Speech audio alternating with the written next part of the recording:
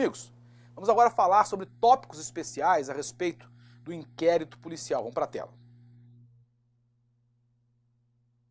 Vamos lá. Primeiramente, atuação do advogado no inquérito policial. Eu quero falar com vocês a respeito, mais precisamente, do acesso do advogado do indiciado aos autos do inquérito policial. E, para tanto, eu preciso falar da súmula vinculante 14. Vamos ver?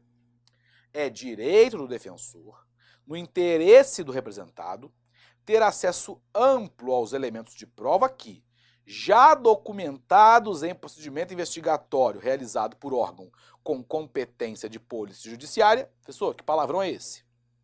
Por exemplo, inquérito policial. Digam respeito ao exercício do direito de defesa. Como assim, professor? Apesar de o inquérito policial ser sigiloso, o indiciado, por meio do seu defensor, vai ter acesso amplo àqueles elementos de prova já documentados nos autos do inquérito policial. Então foi ouvido uma testemunha. Está lá nos autos do inquérito. O defensor vai ter acesso a isso? Vai. Vai ter acesso pleno ao depoimento. Foi realizada uma perícia, grafotécnica. Está lá nos autos do inquérito. O defensor vai ter acesso à perícia? Vai. Perfeitamente. Houve uma interceptação das comunicações telefônicas. Interceptaram lá as conversas do indiciado e tal, aí separaram o material que era relevante, fizeram a degravação, a transcrição, e colocaram o material transcrito no inquérito policial. O defensor vai ter acesso a isso? Vai também. Agora, ele não vai ter acesso àquelas diligências que ainda estejam em curso e cuja ciência, por parte da defesa, possa prejudicar a efetividade da medida, possa frustrar a eficácia da medida. Por exemplo, está acontecendo uma interceptação, está acontecendo, não é que acabou não, está acontecendo uma interceptação telefônica. Estão interceptando as conversas do indiciado com outras pessoas. O defensor vai ter acesso a isso nesse momento? Claro que não. Se ele tiver acesso a isso agora, ele vai falar para o seu cliente: meu filho, é o seguinte, estão te grampeando. A partir de agora, você cala sua boquinha, fecha a matraca, porque estão te grampeando, você pode prejudicar. Então, claro que a ciência, por parte da defesa, poderia frustrar a eficácia da medida, da interceptação. Então, ele não vai ter acesso agora. Mas quando acabar a interceptação e eles fizerem a transcrição do conteúdo relevante, ele vai ter perfeitamente acesso a esses elementos de prova, tranquilamente. Então, muito cuidado com isso. Súmula vinculante 14 costuma ser cobrada, uma súmula vinculante importantíssima, tá bom? Vamos lá. É vedado à autoridade policial negar ao defensor do investigado o acesso a documentos e outros elementos de prova já constantes dos autos do inquérito policial. Tá certo isso? Aqui diz que é vedado, ou seja, que a autoridade policial não pode negar o acesso. Eu pergunto, ela pode negar acesso ou não? Ela tem que dar acesso ou ela pode negar o acesso? Ela não pode negar o acesso. A questão diz, portanto, que ela não pode. Diz que é vedado negar. Tá certo ou errada? Tá certo. De fato, é vedado ao delegado negar o acesso. Ele tem que franquear o acesso, tem que permitir o acesso. Portanto, a afirmativa está correta. Resposta na súmula vinculante 14. Continuando. Apesar de se tratar de procedimento inquisitorial, no qual não se possa exigir a plena observância do contraditório e da ampla defesa, a assistência por advogado, tá certo, né? Maravilha. Ó. A assistência por advogado no curso do inquérito é direito do investigado, tá certo. Inclusive com amplo acesso aos elementos de prova já documentados nos autos e que digam respeito ao direito de defesa. Tá certo isso? Ele vai ter esse acesso amplo aos elementos de prova já documentados nos autos? Vai, tá certo, perfeito, tá corretíssima.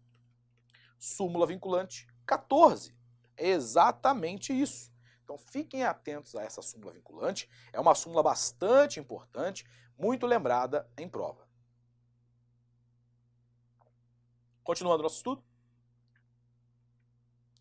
Poder de investigação do Ministério Público.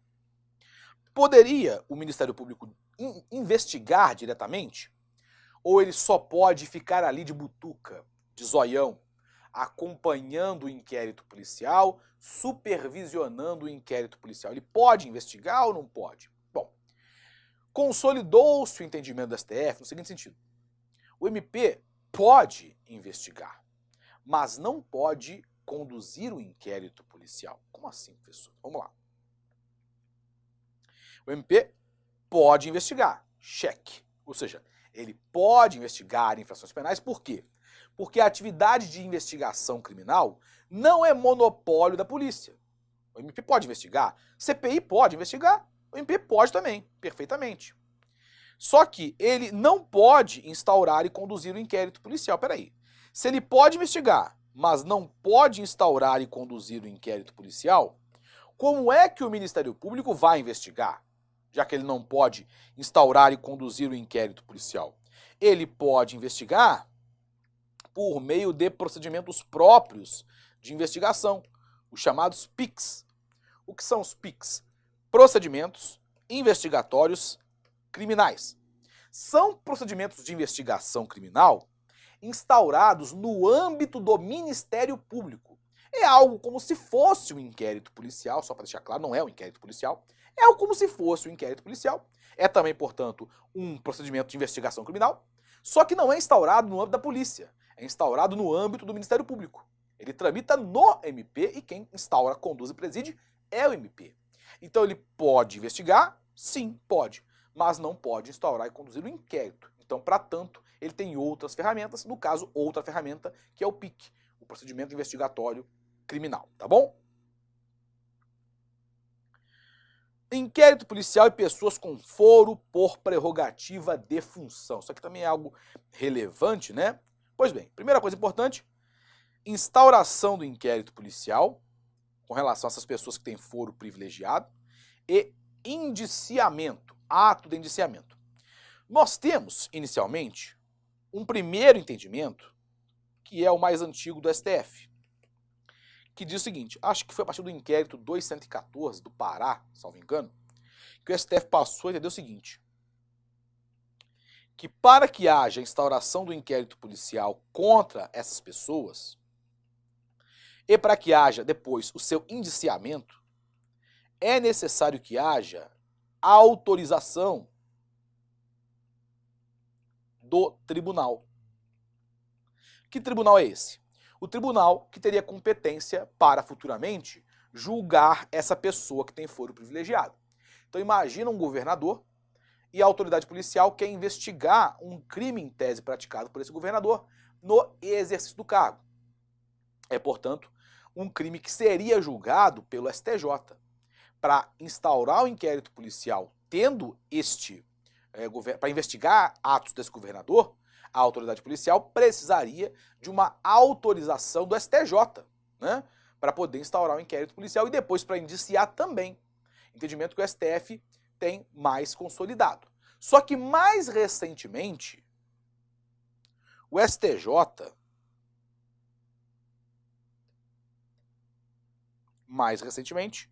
STJ vem dispensando essa necessidade de autorização. Alegando que, olha, não tem previsão legal, não está em lugar nenhum, então não precisa de autorização coisíssima nenhuma. Esse é o cenário que a gente vem encontrando no STF, com entendimento mais consolidado, mais antigo, nesse sentido de que precisaria de autorização, e o STJ mais recentemente alegando que não há necessidade de autorização para instaurar um inquérito policial contra essas pessoas que têm foro privilegiado e nem para indiciar essas pessoas. Portanto, temos aqui um certo conflito, né, jurisprudencial entre STF e STJ, tá? Se vier na sua prova STF, você marca isso aqui. Se vier STJ, você vai nessa tese aqui. Se não especificar nada, o que acontece? Grande chance de anulação, tá bom? Se a questão falar conforme o entendimento mais recente dos tribunais, você já vai ter a manha de que ela está falando desse entendimento mais recente do STJ. Né? Se falar de algo mais consolidado, eu ficaria com o STF, lembrando que é difícil dar um norte, né, infalível em se tratando de prova objetiva, né, mas é só uma orientação mesmo. Vamos lá. Recorribilidade da decisão de arquivamento. A decisão de arquivamento do inquérito policial, ela, como regra, não é recorrível. Uma vez arquivados os autos do inquérito policial, arquivado o inquérito, não há possibilidade de recorrer dessa decisão. Mas tem uma exceção. Qual é? É o chamado recurso de ofício. Recurso de ofício é uma expressão que tecnicamente não é correta, porque recurso é um meio voluntário para você impugnar uma decisão, né? Aqui nós temos o que se chama de remessa necessária ou reexame necessário, que é uma providência que o juiz deve adotar para que a decisão de arquivamento produza efeitos. Essa remessa necessária, chamada de recurso de ofício pela lei, ela se dá no caso de arquivamento do inquérito policial em crimes contra a economia popular e crimes contra a saúde pública. Isso aqui, pessoal, é exceção da exceção, tá? Mas é muita exceção, é que já caiu em prova. Salvo engano, caiu na PC do Maranhão, em 2018, salvo engano. Né? Isso aqui é exceção da exceção, já caiu, mas é assim, muito, muito, muito excepcional, tá bom? Quase nunca é lembrado em prova de concurso público. Então, como regra geral, não há reapreciação do arquivamento do inquérito policial pelo tribunal.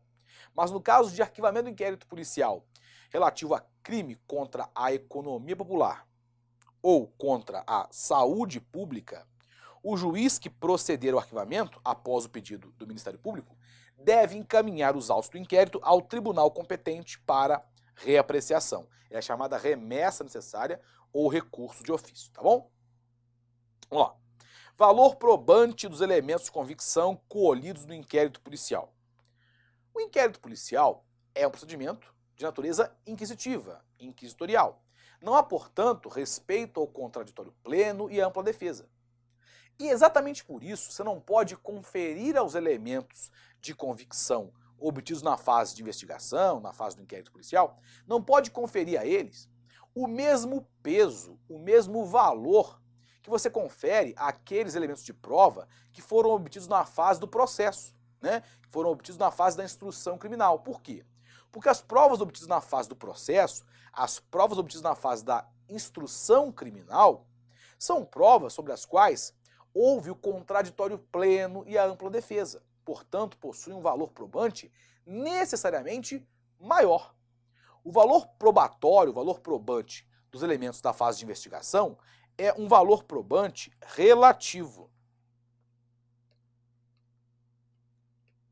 Vamos ler o artigo 155 do Código de Processo Penal? Vamos lá? O juiz formará sua convicção pela livre apreciação da prova produzida em contraditório judicial, não podendo fundamentar sua decisão exclusivamente nos elementos informativos colhidos na investigação, ressalvadas as provas cautelares, não repetíveis e antecipadas. Essa primeira parte aqui, que diz que o juiz formará a sua convicção pela livre apreciação da prova produzida em contraditório judicial, é a que consagra o sistema da persuasão racional ou do livre convencimento motivado, do livre convencimento baseado em provas, dizendo que o juiz não é obrigado a dar este ou aquele peso para esta ou aquela prova. Ele é livre para apreciar a prova produzida em contraditório judicial. Então pode ter 5 testemunhas apontando para a condenação, a prova pericial apontando para a condenação, mas ele pode absolver o acusado com base em um depoimento de uma outra testemunha. Pode, né? Não tem, cada testemunha vale 1 ponto, então somou tudo, é isso. Ele é livre para apreciar a prova produzida em contraditório judicial. Mas ele não pode usar, não pode fundamentar a sua decisão apenas com base em elementos de convicção, em provas, colhidas na fase da investigação. Exatamente porque elas possuem, esses elementos de convicção possuem um valor relativo, já que foram obtidos sem contraditório pleno e sem ampla defesa. Então veja, ele não pode fundamentar a decisão apenas com base nesses elementos de convicção. Ele pode usar esses elementos de convicção da fase do inquérito para corroborar a decisão dele? Ele tem outros fundamentos, outras provas, e usou esses aqui do inquérito para corroborar. Pode, né? Mas não pode usar esses elementos para fundamentar exclusivamente a decisão. Ó, eu estou condenando o acusado com base em 3 provas, todas elas colhidas durante a investigação e não foram refeitas na fase do processo, não foram ratificadas na fase do processo. São 3 provas exclusivas da investigação. Pode? Não pode. Não pode por quê? Porque são elementos de convicção, são elementos de prova que foram colhidos sem o contraditório pleno. Então, portanto, não houve participação do investigado na colheita dessas provas. Fiquem atentos a isso. A doutrina vai dizer o seguinte, que aqui fala em não fundamentar a sua decisão, exclusivamente com base nesses elementos. A pergunta é: qualquer decisão? Não. A doutrina restringe essa observação aqui à decisão condenatória. A decisão condenatória não pode ser fundamentada apenas nos elementos de prova da fase de investigação. Por quê? Porque a decisão condenatória é prejudicial ao infrator, claro, né? Mas a decisão absolutória poderia sim estar fundamentada apenas com base nesses elementos, porque não haveria prejuízo nenhum ao infrator, não haveria prejuízo nenhum ao acusado, né? Por quê? A lógica de você proibir o juiz de fundamentar a decisão apenas com base nesses elementos do inquérito é proibir que o juiz dê uma decisão prejudicando os interesses do acusado apenas com base em provas sobre as quais ele, acusado, não pôde exercer o contraditório pleno, não participou da colheita. Agora, se é para beneficiar esse acusado, problema nenhum. Ah, mas ele não participou da colheita desse depoimento. A decisão é para beneficiar mesmo, então zero problema. Ele pode perfeitamente absolver o acusado com base em 2 depoimentos, por exemplo, colhidos na fase de investigação, que não contaram, portanto, com a participação do investigado, do agora acusado. Pode. Isso não gera prejuízo nenhum para o acusado. Então, para absolver, seria possível. Essa previsão do artigo 155 seria restrita, de acordo com a doutrina, salvo engano, Eugênio Pacieri fala muito bem disso, seria restrita às decisões condenatórias. Outra coisa importante é que essa vedação de não poder fundamentar a decisão apenas com base em elementos da investigação, ela não se aplica às provas cautelares, por exemplo, interceptação telefônica, né? São provas que têm que ser realizadas naquele momento. Provas não repetíveis, aquelas que não têm como ser repetidas depois, porque vão desaparecer os vestígios, por exemplo, no caso de exame de corpo de delito. E antecipadas, que são aquelas que são realizadas antes do momento oportuno, porque há risco de perecimento da prova. Por exemplo, uma testemunha que está nas últimas, né, 98 anos, está com o Zé Maria cutucando já, falando que está nos acréscimos, e você procede à oitiva da testemunha antes do momento oportuno. Nesses 3 casos aqui, o juiz pode fundamentar a condenação com base nessas provas, mesmo que colhidas na fase de investigação. Tá? Então, isso é uma ressalva à previsão do artigo 155 do CPP, relativo ao valor probante dos elementos do inquérito policial. De acordo com o princípio do livre convencimento motivado, a decisão judicial condenatória poderá ser fundamentada exclusivamente nos elementos probatórios coletados durante o inquérito policial. Tá certo isso? A decisão judicial condenatória pode ser fundamentada apenas nos elementos probatórios coletados durante o inquérito policial. Tá certo, pessoal? Hein? Sim ou não?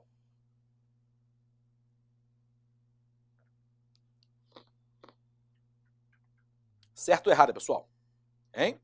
Tá errada, né? Acabamos de falar sobre isso. A decisão judicial condenatória não poderá ser fundamentada apenas com base nesses elementos. Tá errada e bem errada. Artigo 155 do Código de Processo Penal. Portanto, não há o que discutir aqui.